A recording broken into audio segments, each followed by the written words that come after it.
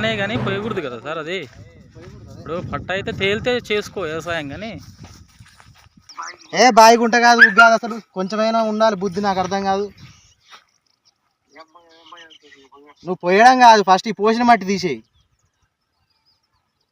నీ మిషన్ కూడా ఇప్పుడు ఆ నరసింహన వాడికి సిగ్గులేదా? మొన్న 3 సార్లు చేసి చెప్తున్నా. పైనే ఉంటుంది ప్లస్ FTL చూసుకుంటే మాత్రం 40 ఎకరాల పైనే ఉంటుంది. ఇది గత సంవత్సరం కూడా మన చొక్కారా వీళ్ళు ఈ చెరువు పక్కన FTL భాగంలో మొత్తం అడ్డగోలుగా మట్టి పోసి, సరే పైన వాళ్ళ రాజకీయంగా ఇట్లా సపోర్ట్గా ఉండి వాళ్ళ పక్కన ఈ మట్టి తీస్తున్నా కూడా అట్టనే ఉంచి పోలీస్ స్టేషన్ కంప్లైంట్ ఇచ్చినా కూడా అట్టనే పోస్తున్నారు.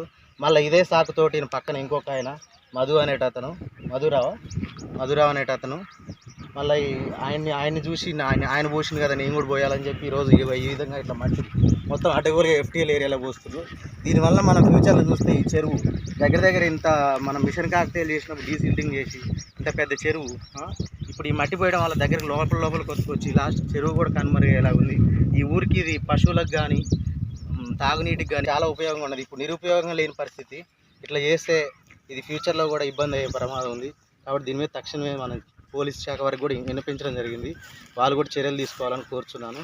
మా ఉన్నతాధికారులకు కూడా దీని పట్ల మేము దృష్టికి తీసుకెళ్తాం. ఓకే, ఎంత కంప్లైంట్ ఇస్తారా సార్? ఇప్పుడు కంప్లైంట్ ఇస్తాం. ఓకేనా? వాళ్ళు కూడా చెప్పినా కూడా వినకుండా వాళ్ళకి వీళ్ళు ఓన్లీ FTL ఒక నిమిషం కట్ చేసి మాట్లాడిన ఇక్కడ JCB వాళ్ళు కూడా అడ్డగోలుగా ఈ వేరే పనులు చూసుకోకుండా ఈ చెరువుల మీదనే పడి FTLలో శిఖంలో మట్టి పోసి ఎక్కడ పట్టినా వీళ్ళ చర్య మెయిన్గా ముందు వార్నింగ్ ఇచ్చినా కూడా అట్లనే పోస్తున్నారు.